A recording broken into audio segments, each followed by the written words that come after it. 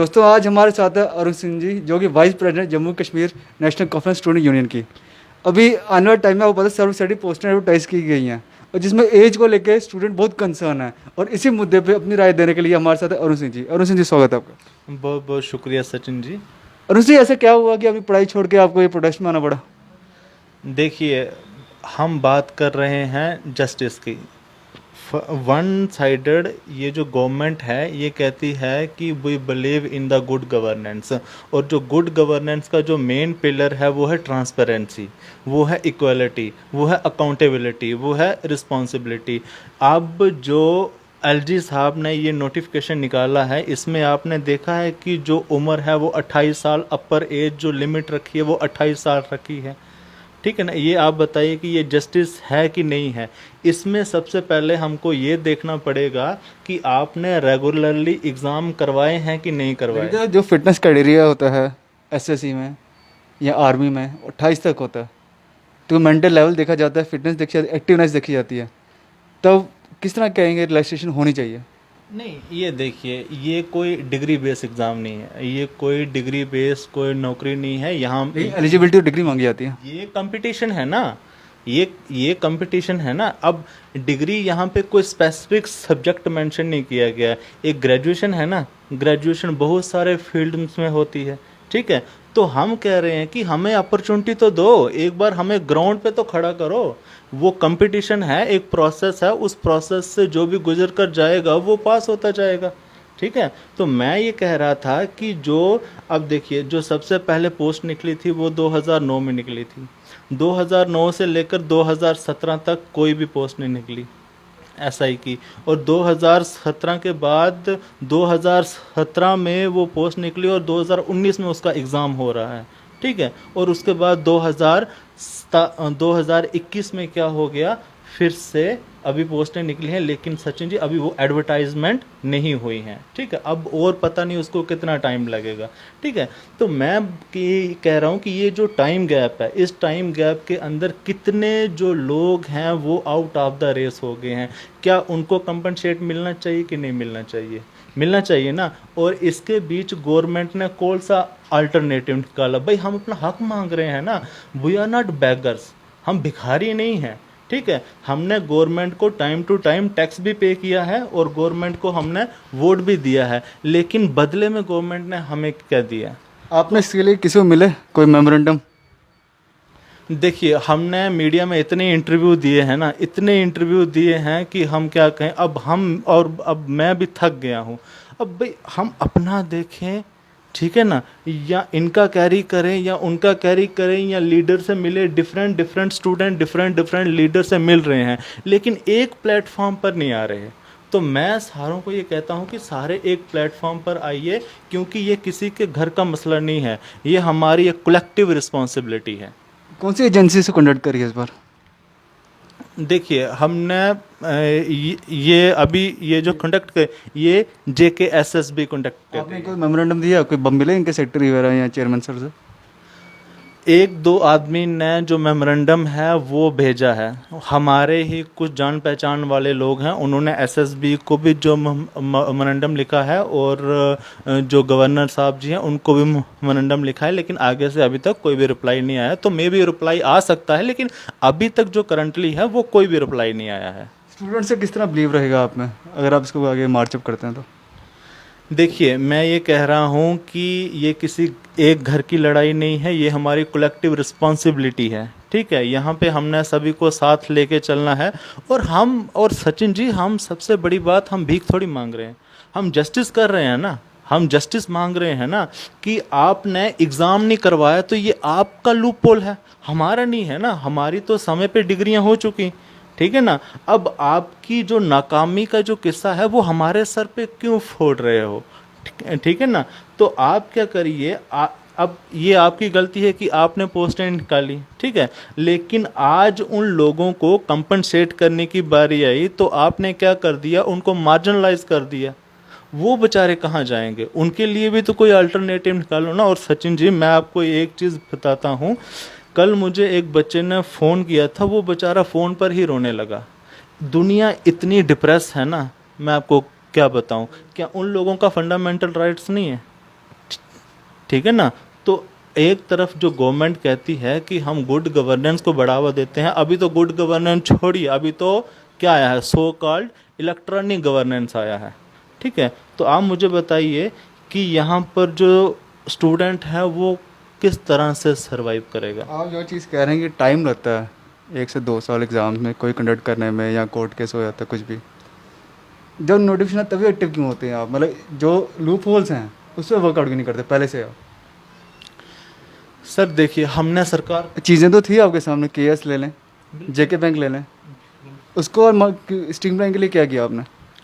देखिए, हमने इसके लिए गवर्नमेंट चुनी है। गवर्नमेंट का काम क्या है कि जो गवर्नमेंट के जितने भी इंस्टीट्यूशंस हैं ना, उनको स्टेबलाइज करके एक पूरे प्रोसेस तरीके से चलाना। सर आप मेरी बात सुनिए, जो स्टूडेंट है ना, student is dependent upon the teacher. जो टीचर है, the teacher is the reflection of the institution, and the institution is the reflection of the government. अगर गवर्नमेंट स्टेबल नहीं है तो आपको लगता है कि स्टूडेंट स्टेबल होगा या इंस्टीट्यूशन स्टेबल होंगे? ठीक है ना। तो सबसे पहले अगर गवर्नमेंट स्टेबल होगी तो इंस्टीट्यूशन स्टेबल होंगे, अगर इंस्टीट्यूशन स्टेबल होंगे तो तभी तो जाके जो स्टूडेंट है उसका वेलफेयर होगा। तो सर हमने वोट किसको दिया? हमने वोट तो इसलिए दिया ना। देखिए, एक क्या होता है कि एक सोशोलॉजी में एक थ्योरी है, सोशल कॉन्ट्रैक्ट थ्योरी। ठीक है, उसमें क्या होता है कि जो एक इंडिविजुअल है वो क्या करता है, अपने जो राइट्स है वो स्टेट के सामने सरेंडर कर देता है। ठीक है, और स्टेट बदले में उसको क्या देती है, सिक्योरिटी देती है। ठीक है, हमने इनको वोट दिया, हमने इनको टैक्स दिया, हमने जो फंडामेंटल राइट इनके आगे सरेंडर किए, लेकिन बदले में इन्होंने हमें सर्विस देनी चाहिए थी ना, सिक्योरिटी देनी चाहिए थी। वो कहाँ पर है? हम तो अपना हक मांग रहे हैं ना, हम कहीं किसी से कोई भीख तो नहीं मांग रहे हैं। अभी तो जैसे कोई इलेक्टेड गवर्नमेंट तो है नहीं, लेकिन जो एक्स रिप्रेजेंटेटिव थे हमारे, चाहे आप अभी करंट एमपी हैं, इनको अपने अप्रोच करने की कोशिश की? सर आप मैं एक एग्जांपल दे देता हूँ, एक बहुत ही सुंदर एग्जांपल है। आप जुगल किशोर एमपी जी को जानते हैं ना? ठीक है ना, जो जम्मू पुंछ कॉन्स्टिट्यूंसी से हैं, भली बातें जानते हैं। कितने साल हो गए उन्होंने पूरे पावर में आए हुए? 2 बार तो वो एमएलए रहे, है ना, और 1 बार एमपी रहे, और अब दूसरी बार फिर से एमपी बने हैं। ठीक है ना, तो उनसे पूछिए कि उन्होंने जम्मू के लिए क्या किया। हम कहते हैं कि जम्मू मार्जिनलाइज हो गया, जम्मू मार्जिनलाइज हो गया। भाई जम्मू मार्जिनलाइज कैसे हुआ, ये क्वेश्चन है ना। हम तो कहते हैं कि जम्मू मार्जिनलाइज हुआ, लेकिन कैसे हुआ? क्योंकि पॉलिटिकली कॉन्शियसनेस नहीं थी। एक आदमी जो 20 साल पावर में रहा है, उसने एजुकेशन के लिए क्या किया, उसने हेल्थ के लिए क्या किया? जनाब मैं भी वहाँ से आता हूँ, मेरे और जुगल किशोर के घर का जो अंतर है वो 1 किलोमीटर तक नहीं है। कोई अच्छा स्कूल वहाँ पर नहीं है, कोई अच्छा एजुकेशन इंस्टीट्यूशन वहाँ पर नहीं है। अब मैं बताता हूँ, वहाँ पर एक छोटा सा अस्पताल भी नहीं है, डिस्पेंसरी तक नहीं है। और हमारे गांव में एक किसी आदमी को सांप ने काटा, वो तुरंत बेचारा मर गया। अगर अस्पताल होता तो वो भाई आज हमारे साथ होता। ठीक है, तो आप ये देखिए ना कि भाई, या तो आप मुझे ये बताइए कि जम्मू को स्टेट असेंबली में रिप्रेजेंटेशन नहीं मिली ना, जम्मू को पार्लियामेंट में भी रिप्रेजेंटेशन मिली ना, लेकिन यहाँ के जो लीडर थे उन्होंने कुछ काम नहीं किया। ये बेसिकली पता क्या है, these are the not leader. ये लीडर नहीं है, ये कॉन्ट्रैक्टर है। There is the difference between the leader and the contractor. जो लीडर है वो वेलफेयर के बारे में सोचता है, और जो कॉन्ट्रैक्टर है वो अपने प्रॉफिट के बारे में सोचता है। आप वेलफेयर की बात तो करते हैं, बीजेपी की बात करते हैं, इन्होंने ये किया, आपने अपने टाइम पे क्या किया? आज का नहीं मार्जिनलाइज जम्मू तो शुरू से है। बिल्कुल। देखिए, सबसे पहले मैं आपको बताऊं कि जो लैंड टू टिलर है ये किसने किया? लैंड टू टिलर है ये किसने किया? आज हम कहते हैं कि जम्मू कश्मीर पिछड़ा हुआ है। जनाब जम्मू कश्मीर पिछड़ा नहीं है। जो लैंड रिफॉर्म्स हुए हैं ना, वो सिर्फ जम्मू कश्मीर में, वेस्ट बंगाल में और केरला में हुए हैं। आप ये कहते हैं कि हम जम्मू में विकास करेंगे, क्योंकि जम्मू में इसलिए नहीं विकास हो पाया क्योंकि आर्टिकल 370 था। बिहार में कौन सा आर्टिकल 370 है? वहाँ पे क्यों नहीं विकास हुआ? यूपी में कौन सा 370 है, वहाँ पे क्यों नहीं विकास हुआ? ये जो झुंझुना है ना, ये गरीब लोगों को झुंझुना देना बंद कीजिए और सीधे तरीके से अगर लोगों ने आपको वो वोट दिया है तो कुछ आकांक्षाएं हैं तो उनको फुलफिल करिए। देखिए डिबेट कहीं और ही चली जाएगी कि आपके लीडर्स ने काफ़ी पाप किए अपने टाइम पे, आपको पता ही है असेंबली में क्या क्या होता था। ठीक है, हम उससे बात ना करें, हम मुझे इंस्पेक्टर के जो नोटिस पे बात करते हैं। स्टूडेंट्स की एज की बात कर रहे हैं आप, ठीक है। अपॉर्चुनिटीज़ काफ़ी है इस टाइम पे, जेके एग्ज़ाम्स हैं, केएस हैं, जेके पीएससी की पोस्टें हैं, इसको लेके इतना क्यों एम्फेसिस कर रहे हैं आप? नहीं, आप मुझे बताइए, जिसमें हमको गलत लगेगा तो हम गलत के खिलाफ खड़े होंगे ना। ये बेल्ट फोर्स है, बेल्ट फोर्स में सब इंस्पेक्टर, बाकी में तो 30 एज है, 37 एज है, 40 एज है। तो इसका मतलब कि जो सब इंस्पेक्टर का फॉर्म नहीं भरेगा तो वो जेके एसएसबी का फॉर्म भरेगा। मीन्स अगर हमारा कॉन्स्टिट्यूशन इक्वल अपॉर्चुनिटी देता है तो हमको सब इंस्पेक्टर में भी इक्वल अपॉर्चुनिटी चाहिए, तो हम जो बाकी के एग्ज़ाम हैं उनमें भी हमें इक्वल अपॉर्चुनिटी चाहिए। नहीं तो अगर आप इस चीज़ को नहीं मानते तो कॉन्स्टिट्यूशन को अमेंड कर दीजिए कि भाई आपको इक्वल अपॉर्चुनिटी ही नहीं है, तो फिर हम सेटिस्फाई हो जाएंगे कि भाई कॉन्स्टिट्यूशन कह रहा है इक्वल अपॉर्चुनिटी नहीं है, इक्वालिटी नहीं है, तो फिर हम चुप करके बैठ फिर जाते जो हैं। आर्मी में रिक्रूटमेंट होती है 12th बेस पे होती है, फिर हमें पीजी होनी चाहिए, पीएचडी होनी चाहिए। सर देखिए, आर्मी का जो क्राइटेरिया है वो बिल्कुल अलग है। वो Belt Force है ना, वो। अगर हम उस एरिया में ना घुसें तो मुझे लगता है कि बहुत अच्छा है, क्योंकि वहाँ पर उनके अपने रूल्स हैं। अगर आप कॉन्स्टिट्यूशन पढ़िए तो मिलिट्री को इसके बीच में हमें नहीं लाना चाहिए। तो मुझे बताइए फर्दर कोर्स एक्शन क्या है उसमें? सर हमारा जो फर्दर कोर्स ऑफ एक्शन होगा, जो नेक्स्ट डे में हम जो डिसाइड कर रहे हैं कि जो हमने प्रेस क्लब है वहाँ पे हमने जो ज़ोरदार जो प्रोटेस्ट करना है, और हमने लेफ्टिनेंट गवर्नर साहब को एक डेट देनी है कि भाई हम ये जो आपने नोटिफिकेशन निकाली है इसको रिकंसिडर करिए। अगर फिर भी नहीं होता है तो हम जो विक्रम चौक है वहाँ पर हम बैठ जाएंगे। अगर वहाँ पर भी अल्टीमेटम देने से अगर नहीं बात बनती है तो हम जो सेक्रेटरीट है उसका हम घेराव करेंगे, क्योंकि हमें तो अपने राइट्स चाहिए ना। अब हम पढ़े लिखे हैं, और मैं जम्मू की जनता को बता दूं कि लानत है ऐसी पढ़ाई पर जो तुम्हें तुम्हारा अधिकार ना दिला सके। आप कह रहे हैं काफ़ी कुछ कि हम ये करेंगे वो करेंगे, हाँ जी। लेकिन जब टाइम होता है बाइफरकेट हो जाते हैं स्टूडेंट्स, ऐसा क्यों?